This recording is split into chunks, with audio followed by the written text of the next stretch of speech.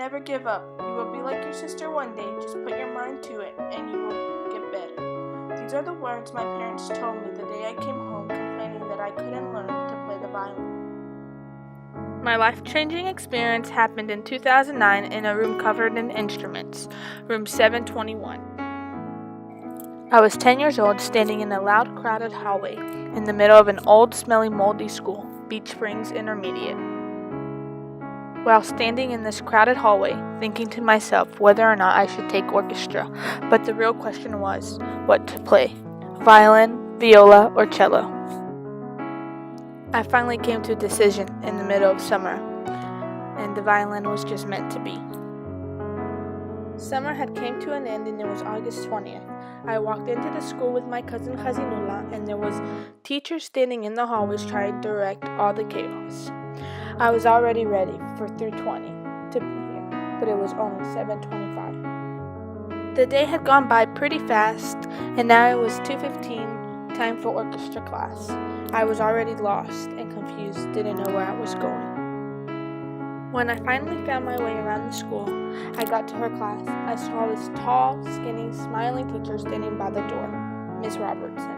The bell rang right when I got there. She walked into the class and says, "Hello, fourth period," and starts passing out papers. One of the many papers she was passing out was a piece called "Twinkle, Twinkle, Little Star." I stared at it, all confused. Once she was done passing out the papers, she started measuring for our violin size and for our dress sizes. The second day of orchestra class, we went over the requirements, our fingering numbers, and some concepts for the violin, which were all confusing in my head. She was going over sharps, naturals, different time signatures. It was like she was speaking to me in a different language. I was so confused. The second and third week, I started to have a lot more violin trebles. My trebles consisted of learning the fingerings and a couple concepts I couldn't get. Throughout those weeks, I got my sister to help me.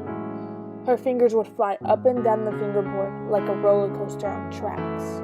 It was unbelievable. Watching her, I slowly gave up because I didn't believe in myself.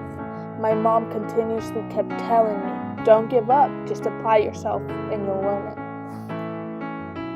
We had our first playing test, and I thought I did well, but I made an 82. I was 19th chair out of 20 students. For our next concert, I was trying my hardest to be in the front. I applied myself more and more, each and every day. Underneath the dancing quarter, half, eighth notes, and whole notes, I would write my letters and my finger numberings underneath them, and it helped a lot. I would take my cherry red violin home every day and had my sister, the expert, help me out. I was making a little progress, I guess. I was still confused about some things. I looked like a lost puppy when trying to play a musical piece, Twinkle, Twinkle, Little Star and Ode to Joy, but I continued playing. 2011. I could understand the difference between various time signatures, but I was still having trebles, understanding the difference between naturals, sharps, and flats. I continued playing the violin throughout my high school career. I'm a senior now, ready to graduate James F. Burns High School, and I have an excellent orchestra teacher, Miss Mills. Miss Mills is always smiling, laughing, and happy, and always there to help out when you need something. She has helped me learn how to be a part of the pieces we play, and not just the girl playing the piece. But every time now I walk into her small, bright classroom and start to unpack my old cherry red violin, I always remember my parents' words, never give up. Throughout the school years and with her help, I have learned to enjoy and now love playing the violin. I have improved and made a lot of progress from being 19th chair to being first chair violin. Whenever I am struggling, I think back to Beach Springs, 2009, room 721. Whether it's one of my classes or a goal that I find unobtainable in the beginning, my mantra resides in my head: apply yourself, never give up. This lesson is one of my most important and most helpful life experiences so far. The words of my parents and my sister helped me throughout my high school career.